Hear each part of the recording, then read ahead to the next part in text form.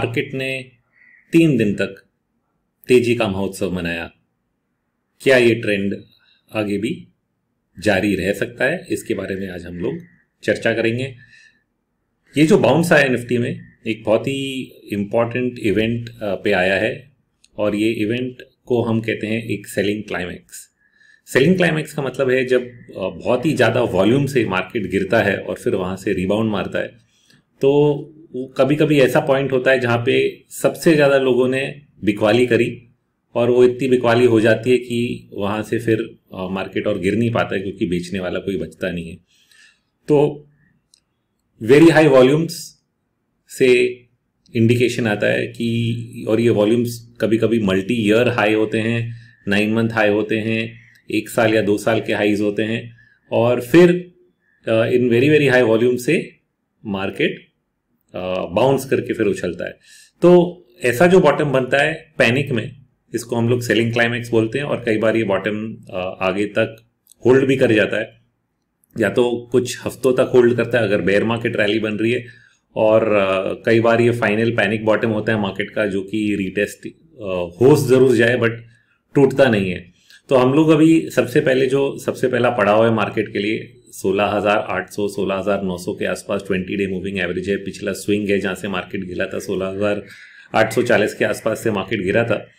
इन levels को test कर रहा है और जिस तरह न्यूज़ फ्लो है, क्योंकि ये पूरी जो गिरावट आई है न्यूज़ के साथ रशियन और यूक्रेन के लड़ाई झगड़े को लेकर, तो ये झगड़ा बहुत आसानी से सलटेगा नहीं, ऐसा लग रहा है। ऑल्दो एक एक कदम दोनों आगे ले रहे हैं, बट कोई ओवरनाइट नहीं होगा। एक कदम आगे लेंगे, फिर एक कदम पीछे हटेंगे, आगे बढ़ेंगे, फिर पीछे हटेंगे, ऐसा चलता रह जाएगा, क्योंकि they will agree on some things, they will disagree on some things. तो ये अग्रीमेंट डिसएग्रीमेंट जो दोनों का चलता रहेगा, उसके पीछे मार्केट एक दिन ऊपर एक दिन नीचे, एक दिन ऊपर नीचे करता रहेगा। बट ये सेलिंग क्लाइमैक्स से एक इंडिकेशन मुझे ऐसा लगा कि शायद ये जो बॉटम बना है ये इमीडिएटली टूटे नहीं, तो यहाँ से रिकवरी आ सकती है, बट ये टूटेगा नहीं और रीटेस्ट जरूर हो सकता है। तो मतलब 16,800-900 अगर नहीं क्रॉस करते हैं तो नीचे जाके वापस 60% रिट्रेसमेंट भी इसका आ सकता है। अगर इन्वर्टेड हेड एंड शोल्डर्स बन रहा है तो एक राइट शोल्डर बन सकता है। ऐसा एक पैटर्न हम लोग ढूंढने की कोशिश करेंगे कि ऐसा पैटर्न मार्केट में बन रहा है कि नहीं। तो ये एक बेसिक सेटअप की बात हो गई कि जो एक्सट्रीम नेगेटिविटी थी मार्केट में और एक्सट्रीम सेंटिमेंट था, क्योंकि लोग जो हैं वो बिना डेटा को देखे बोलते हैं कि मार्केट में सबका लेने का एक मूड बन गया है, मतलब हर डिप में सब लेना चाहते हैं। ज़रूर मैं इस बार तेजी की बातें ज़्यादा कर रहा हूँ, जो टिपिकली मैं तेजी से मंदी में आ जाता हूँ, और इसको भी लोग मान रहे हैं कि हाँ इसलिए शायद मार्केट गिरता रहेगा। परंतु मार्केट का जब आप एनालिसिस कर रहे हैं, आप किसी एक आदमी के बोलने से उसका एनालिसिस नहीं कर सकते। अपने 4 दोस्तों के बोलने से आप नहीं बोल सकते कि मार्केट में सब लोग तेजी कर रहे हैं या सब लोग मंदी कर रहे हैं, क्योंकि मार्केट बहुत बड़ा है। Millions of people, millions of traders, Indians, foreigners सब पार्टिसिपेट कर रहे हैं। और रिटेल मेंटालिटी सच में क्या है, बिना एक सर्वे करे, बिना एक ब्रॉड डेटा को देखे हुए, या तो आप सर्वे करो या एक कोई ब्रॉड डेटा देखो, पुट कॉल रेशियो देखो, एडवांस डिक्लाइन डेटा देखो। इसलिए मैं वॉल्यूम देख रहा हूँ, क्योंकि ये सब डेटा पॉइंट्स से हम लोग को सेंटिमेंट पता चलता है कि ज़्यादातर लोग कर क्या रहे हैं। तो जब आप रिकॉर्ड वॉल्यूम्स देख रहे हो, तो वॉल्यूम सिर्फ बायर का नहीं है, सेलर का भी है। तो इसका मतलब है कि बेचने वाला भी तगड़ा है और जोरों से बेच रहा है, और सामने कोई खरीद रहा है। तो बेचने वाला कौन और खरीदने वाला कौन, यही पूरी कहानी इसके ऊपर निर्भर है कि कौन क्या कर रहा है। बट टिपिकल है जो हम लोग हिस्ट्री हम लोग देख के समझ जाते हैं कि जब मार्केट गिर रहा है, पैनिक में, न्यूज़ खराब है, तो it is selling versus buying, मतलब सेलिंग पैनिक ही होता है। ऑल्दो बायर्स इमर्ज होते हैं, there are always value buyers, but जो बेच रहा है वो भी कोई कम नहीं है। क्योंकि आप वॉल्यूम के बारे में जस्ट बेसिक चीज समझिए कि वॉल्यूम इज नथिंग बट एक मल्टीपल ट्रांजैक्शंस होते हैं। अगर एक ही ट्रांजैक्शन होता है, आप एक घर खरीदते हो, दूसरा कोई वो घर बेचता है, तो क्या उसके बेचने से भाव घट रहा है या आपके खरीदने से भाव बढ़ रहा है?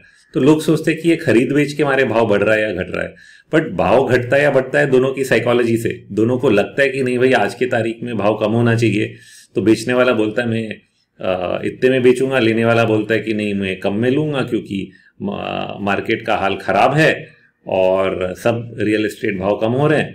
तो नीचे का भाव देता है और जो बेचने वाला है वो फिर सोचता है कि भाई ये सही है कि गलत है, वो भी एक जजमेंट लेता है और उसको पैसे की कितनी ज़रूरत है उस हिसाब से दोनों के बीच में एक ट्रांजैक्शन बैठ जाता है। तो ये तो सिंपल प्रोसेस हो गया जो दो लोग एक दूसरे के साथ बैठ के और सोच के समझ के करते हैं, क्योंकि रियल एस्टेट मार्केट में एक सौदा धीरे से होता है तो आप उसको परख पाते हैं। बट जब आप इक्विटी मार्केट में जाते हैं तो आप एक एक सौदे को परख नहीं सकते, और खरीदने वाला और बेचने वाला कोई आमने सामने एक टेबल पे भी नहीं बैठता है। कई लोग एक कंप्यूटर पे कोई बैठा है, कोई 2 देश दूर दूसरे कंप्यूटर पे बैठा है। खरीदने और बेचने का जो मामला है नैनो सेकंड्स में हो रहा है, कंप्यूटर भी लगे हुए हैं, तो किसी के एक के खरीदने या बेचने से भाव नहीं बदल रहा है। बट कई लोगों के सोच विचार से कि भाव ज़्यादा होना चाहिए या कम, खरीदने वाला हट जाता है तो बेचने वाला भाव नीचे दबा देता है क्योंकि उसको बेचना ही है। तो ये जो नेट साइकोलॉजी है ये हमें भाव में दिखती है, और वॉल्यूम जो है it is a sum total of buyers and sellers. तो स्टैंड अलोन आप ऐसे नहीं बोल सकते कि बायर है कि सेलर है। ये चीज़ आप सेंटिमेंट से जान सकते हो कि आज मार्केट में क्या सेंटिमेंट चल रहा है, नेगेटिव हो गया है कि पॉजिटिव है, और किस लिए नेगेटिव है, किस तरह की न्यूज़ फ्लो चल रही है। तो अगर न्यूज़ फ्लो बहुत ही नेगेटिव चल रही है तो नेचुरली जो सेलिंग प्रेशर है इट इज़ पैनिक सेलिंग। तो इसमें कोई बहुत बड़ा दिमाग नहीं लगाना होता है। बट कई अलग तरह के डेटा पॉइंट्स हैं। अभी लोग बोलते हैं एफआईआई बेच रहा है तो शायद मार्केट बहुत खराब होगा। ये ज़रूर बात है कि एफआईआई बेच रहा है, बट एफआईआई ने बहुत ज़्यादा कोई खरीदा भी नहीं पिछले साल जब मार्केट ऊपर जा रहा था। तो मार्केट ऊपर जाने का रीज़न तो ये नहीं था कि एफआईआई खरीद रहा है, और मार्केट नीचे जाने का रीज़न ये हो गया कि एफआईआई बेच रहा है, जबकि उसके सामने डीआई खरीद भी रहा है। तो वो जितना बेचता है उतना ही खरीदता है, तो नेट दोनों में तो नेट ऑफ हो गया। तो भाव ऊपर क्यों गया और नीचे क्यों आया? तो भाव ऊपर नीचे अगेन मैं फिर से वही बात बता रहा हूँ कि साइकोलॉजी से होता है। और अगर आप रिटेल मेंटालिटी को ही मेजर करना चाहते हैं तो रिटेल इन्वेस्टर सिर्फ इंडिविजुअल नहीं है। कई लोग बोलेंगे कि नहीं ठीक है इंडिविजुअल नहीं है, बट जो डीआईआई खरीद रहा है ना वो रिटेल इन्वेस्टर है। तो आपको क्या लगता है कि एफआईआई कोई आसमान से उतरा हुआ आदमी है? एफआईआई पैसा किसका है? ये भी पेंशन फंड्स हैं। पेंशन फंड में पैसा कौन डालता है? Retail investor. तो एक ही चीज़ है, म्यूचुअल फंड इधर का हो या उधर, नाम बदल दिया, आदमी एक। कुछ हेज फंड्स होते हैं, ये नहीं कि एफआईआई में हेज फंड्स नहीं है, बट पूरा का पूरा एफआईआई का पैसा हेज फंड का पैसा नहीं है। तो ये भी गलत बात है सोचना कि एफआईआई रिटेल नहीं है। इनफैक्ट एफआईआई ही सबसे बड़ा रिटेल है। ओके, इनफैक्ट ये चीज़ सबसे ज़्यादा आपके सामने कब आती है? जब आप एफआईआई का इंडेक्स फ्यूचर्स में सौदा देखते हो। वो डेटा जो है थोड़ा पिछले 2-3 साल में बिगड़ गया है, क्योंकि काफ़ी उनका मार्केट जो है फॉरेन में चला गया है मेरे हिसाब से। या तो सिंगापुर शिफ्ट हो गया क्योंकि इधर टैक्सेस भी लग गए और कई रिस्ट्रिक्शन ट्रेड्स पे लगे थे, बीच में पीएन नोट्स पे लगे थे। तो उसके ये सब होते हुए उन्होंने अपना काफ़ी बिजनेस बाहर शिफ्ट कर लिया है। शायद ये जो बिकवाली आप देख रहे हो ये भी इसी से कहीं रिलेटेड हो कि गवर्नमेंट पे प्रेशर आए और वो टैक्स रेट्स अपने चेंज करें। मैं सिर्फ गेस कर रहा हूँ, हिसाब किसी को नहीं पता है कि इतनी सेलिंग क्यों आ रही है, और वो भी भारत देश में, जो कि कई दूसरे एशियन इकोनॉमी से काफ़ी बेहतरीन परफॉर्मेंस इक्विटी मार्केट्स का दे चुका है पिछले 2 साल में। तो ट्रिकी क्वेश्चन है कि वो क्यों बेच रहे हैं, बट उनको भी आप रिटेल ही मानो, क्योंकि उनका जो बिहेवियर है वो भी आम जनता की तरह होता है कि जब न्यूज़ नेगेटिव होता है तो वो भी सबसे ज़्यादा बेचते हैं। और जैसे मैंने बताया, उनका इंडेक्स फ्यूचर्स का पोजीशन जब पहले जो पूरे 15 साल तक मैं देख रहा था, जो डेटा आ रहा था, उसमें जब भी उनका सबसे ज़्यादा लॉन्ग पोजीशन होता था कि 2 लाख 3 लाख कॉन्ट्रैक्ट्स लॉन्ग हो गए, तो मार्केट आगे पीछे उसके टॉप हो जाता था। और सिमिलरली जब उनके शॉर्ट हो जाता था 1.5 लाख के आसपास, तो मार्केट बॉटम हो जाता था। तो सबसे ज़्यादा उनका जब लॉन्ग या शॉर्ट पोजीशन मार्केट में खड़ा हो जाता है तो मार्केट वहाँ से घूम जाता है। और उल्टा क्लाइंट का पोजीशन उल्टा रहता है। वहाँ सोचेंगे क्लाइंट तो रिटेल होगा, सबसे ज़्यादा जब वो खरीदता है तो मार्केट गिर जाता है, जबकि उल्टा है कि सबसे बॉटम्स पे सबसे बड़ा लॉन्ग पोजीशन क्लाइंट डेटा का होता है। ये क्लाइंट डेटा और एफआई डेटा किधर मिलता है? एनएसई के वेबसाइट पे डेली पब्लिश होता है कि क्लाइंट का लॉन्ग शॉर्ट कितना है, एफआई का कितना है एफएनओ मार्केट में, और डीआई का कितना है और प्रॉप डेस्क का कितना है। तो ये एक ब्रेकअप है। तो मेरा मानना है कि जितना डीआई में जितना ये क्लाइंट वाला डेटा आता है उसमें सब इंडिविजुअल्स आ गए, कॉर्पोरेट्स आ गए, इंडिविजुअल लोग आ गए, ऑपरेटर आ गया। तो हम लोग सिर्फ सोचते कि रिटेल है, बट सच में इसमें ये जो दूसरे कंपोनेंट्स हैं, दूसरे लोग हैं, ये स्ट्रॉन्ग हैंड्स हैं जिनका पोजीशन हमेशा मार्केट के डायरेक्शन में सही रहता है जब बहुत बड़ा हो जाता है। तो ये चीज़ ऑलरेडी डेटा में, ये चीज़ हमने कई बार पब्लिश करी और कई मार्केट के फोरकास्ट इसके बेसिस पे पिछली बार कर चुके हैं और सही तरीके से कर चुके हैं। तो बट यस, जैसे मैंने बोला कि क्योंकि काफ़ी इनका पोजीशनिंग इंडिया से हट गया है, इस डेटा का एनालिसिस थोड़ा बिगड़ा हुआ है पिछले 1-2 साल से, इसलिए इसको बहुत ही क्लोजली या तो मैं मॉनिटर तो करता हूँ, बट हमेशा इसके बारे में लिखना थोड़ा कम कर दिया है। तो FII के बारे में हम लोग ने समझ लिया। तो नेट जब ये लोग इतना बेच रहे हैं, मैं तो इसको इस तरह देख रहा हूँ कि जो एक तेजी आई 7,500 निफ्टी को लेके 18,600 तक, इसका एक लार्जर डिग्री करेक्शन आ रहा है। और ये जो फर्स्ट करेक्शन होता है मार्केट में, इसको हम लोग सेकेंड वेव बोलते हैं, इसमें कई बार जो सेंटिमेंट है पब्लिक का एक्चुअल बॉटम से भी ज़्यादा नेगेटिव हो जाता है। और ये FII का जो सेलिंग है, एक तरीका है इसको देखने का कि इतनी सेल्स कर रहे हैं ये लोग, जो कि और इतना सेंटिमेंट जो है रशिया और यूक्रेन से बिगड़ा हुआ है, जो कि ऐसा लगेगा कि शायद पैंडेमिक के लो से भी बुरा है। और कई लोगों जिन्होंने एंट्री बाद में मार्केट में ली, निफ्टी शायद इतना नहीं गिरा हो, बट कई इंडिविजुअल स्टॉक्स ऐसे हैं जो कि काफ़ी गिर गए हैं और लोग उसको लेके काफ़ी परेशान हैं। तो इस परेशानी के मारे एक नेगेटिव सेंटिमेंट बन गया है, जो कि जैसे मैंने बोला एक पार्ट ऑफ द मार्केट को तो ऐसा लग रहा होगा कि ये तो पैंडेमिक से भी बुरा है, हम तो बस यहाँ आके फंस गए इंडेक्स देख के, और मार्केट में हो क्या रहा है। तो इसी चीज़ को मैं समझाने के लिए अभी एक कदम और आगे लूँगा। हमने 2020 मई में जैसे पैंडेमिक की रैली 8,000-9,000 के पार निकल गई, मैंने एक रिपोर्ट लिखा था, उसका नाम था रिफ्लेशन ट्रेड। अब रिफ्लेशन का मतलब क्या है कि ये दुनिया में जो डेट लेवल्स इतने बढ़ गए हैं, इनको कम करने के 2 तरीके हैं। एक तो है कि आप या तो डिफ़ॉल्ट कर दो, और दूसरा है कि आप टू सम एक्सटेंट आपका अपने जीडीपी को ग्रो करो।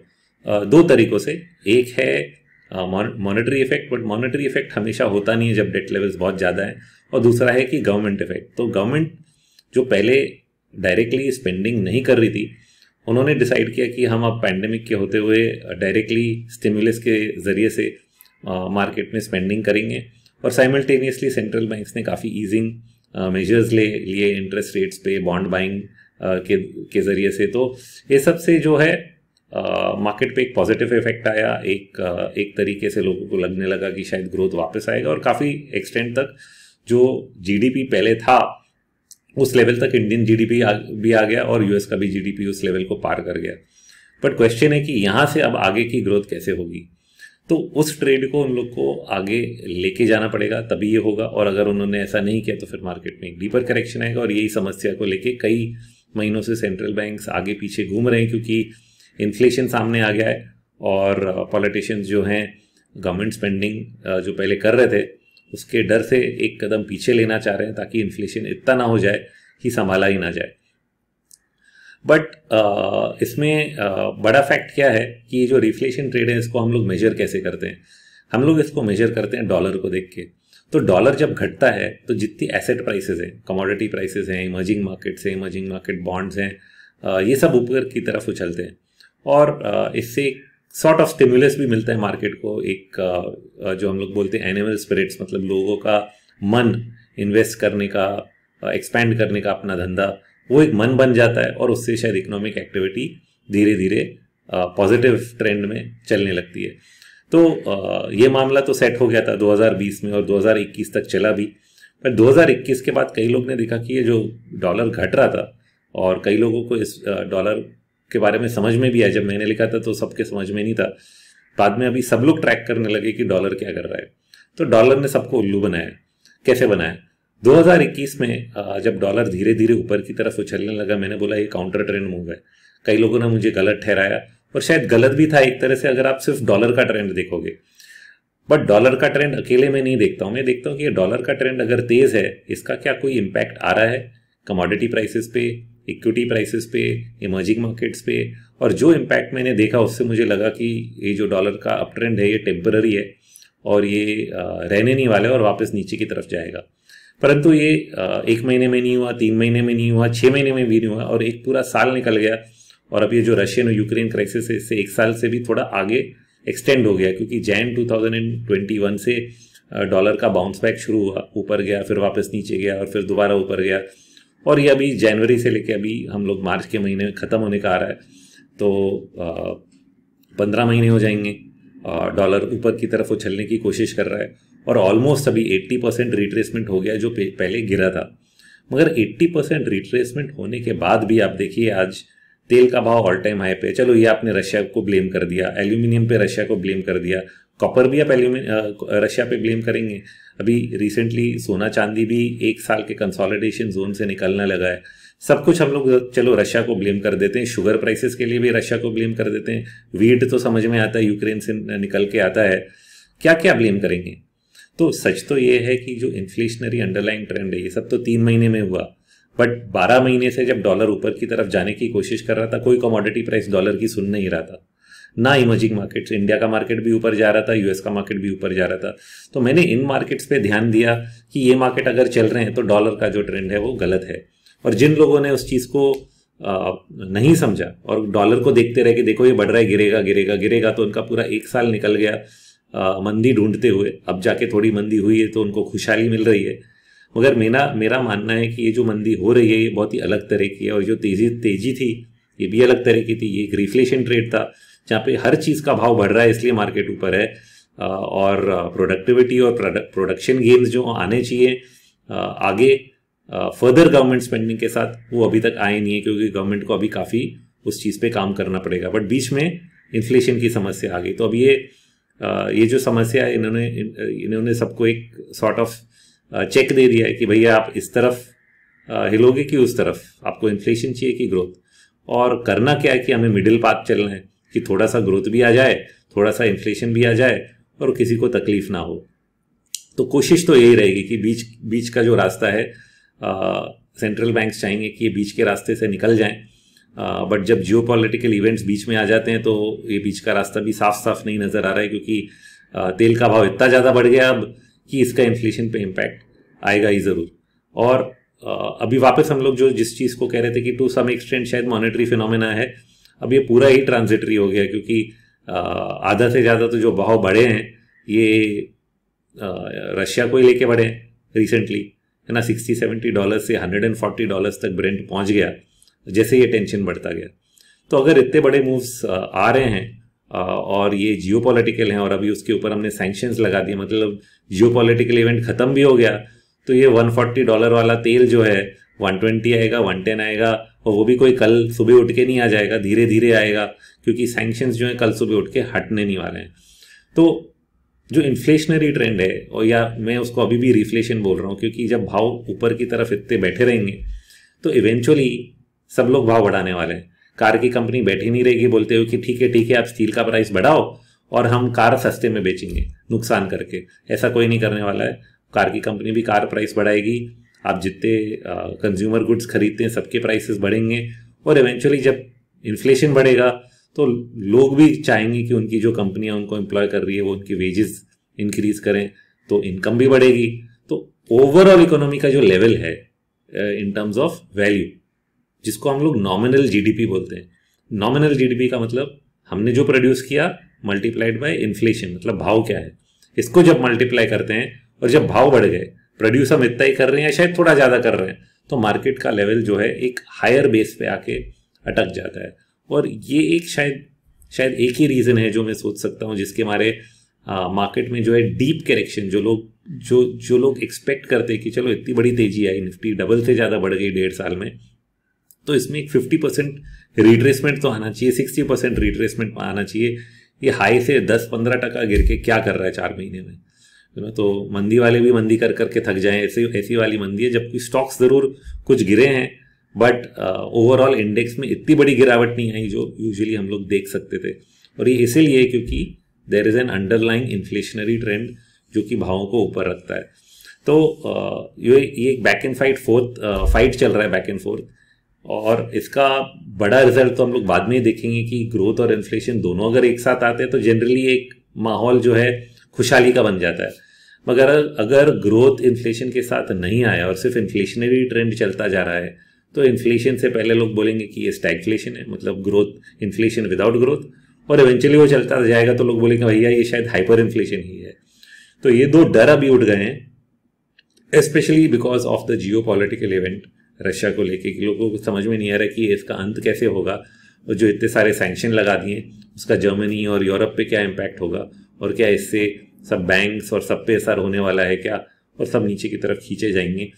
ये एक प्रॉब्लम है जिसको हमें शायद थोड़ा एड्रेस करना पड़ेगा। और इसलिए जैसे मैंने बोला मार्केट ओवरसोल्ड हो गया, बाउंस मार लिया, बट शायद इमीडिएट रन अवे नहीं हो, क्योंकि it will take some time for the market to absorb the reality. और ये अगर रियलिटी आगे की तरफ ऐसे भी हट जाके हो जाता है कि यूक्रेन और रशिया किसी एग्रीमेंट पे आ जाते हैं, अभी नहीं तो 1 महीने के अंदर वहाँ से मार्केट फिर से रिकवर करने की कोशिश करेगा, तो सब गवर्नमेंट जो है क्या स्टेप्स लेंगे ग्रोथ को वापस रिवाइव करने के लिए उस पॉइंट ऑफ टाइम से। और ये जो बॉटलनेक्स हम लोग भाव में देख रहे हैं, जो कमोडिटी प्राइसेस में, उनको कैसे एड्रेस किया जाएगा, ये सब सेट करेंगे आगे का कोर्स यहाँ से कैसा होने वाला है।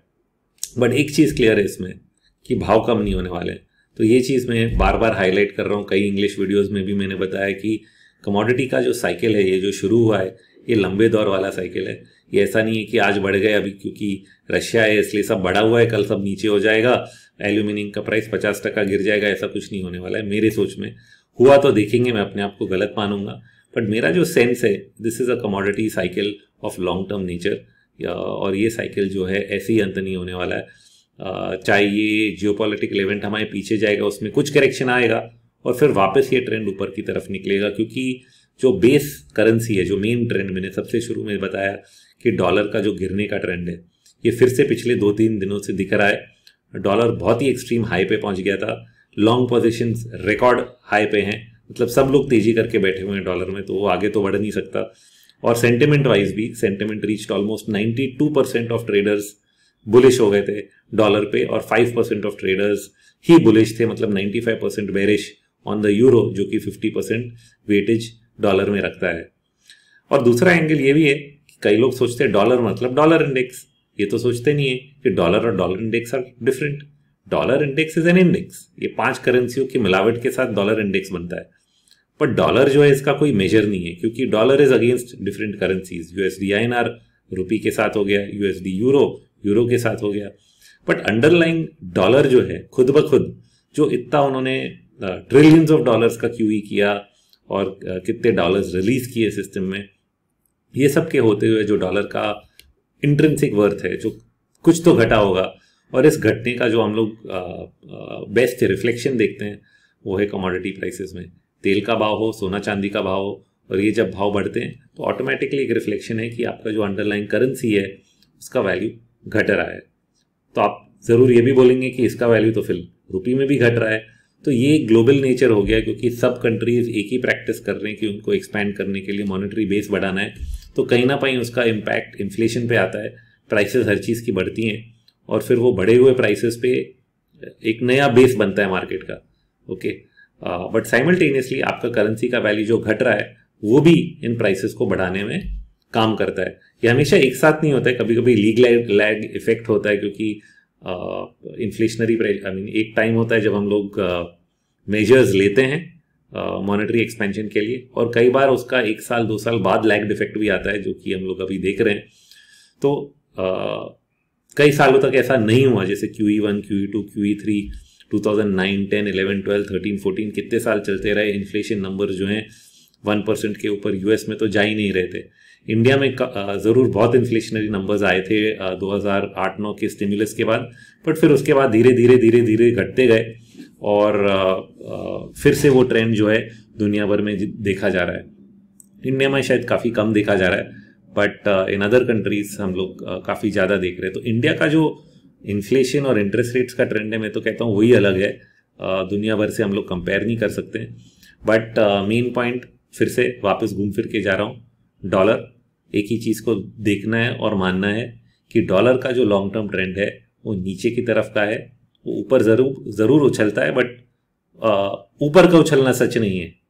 लोगों को लगता है सच है, बट अगर वो सच होता तो कई दूसरे मार्केट जो हैं वो नेगेटिवली रिएक्ट करते, और 1.5 साल की तेजी के बाद अगर डॉलर इंडेक्स किसी को नेगेटिवली इम्पैक्ट नहीं कर पा रहा है तो इसलिए क्योंकि वो इंडेक्स है, वो डॉलर नहीं है। और सच बात यह है कि डॉलर के जो भाव हैं हर चीज़ के डॉलर टर्म्स में, वो ऊपर की तरफ बढ़ते जा रहे हैं, indicating that dollar is losing its value. और यही है सबसे बड़ा मेगा ट्रेंड जिस पे आपको बने रहना है, जहाँ पे प्रॉफिटेबल अपॉर्चुनिटीज़ हैं, that is in the commodity cycle. तो होपफुली इट विल रिजल्ट कि एक ग्रोथ साइकिल भी कमोडिटी साइकिल के साथ चले, बट अगर ऐसा नहीं होता है कमोडिटी साइकिल अपनी तरफ चलता रहेगा, इसलिए उस पर अपनी नज़र बनाए रखें। बस यही है मेरा आज का अपडेट आपके लिए, और इस पे विचार करें और उस हिसाब से अपना मन बनाएं कि आपको क्या करना है। Thank you.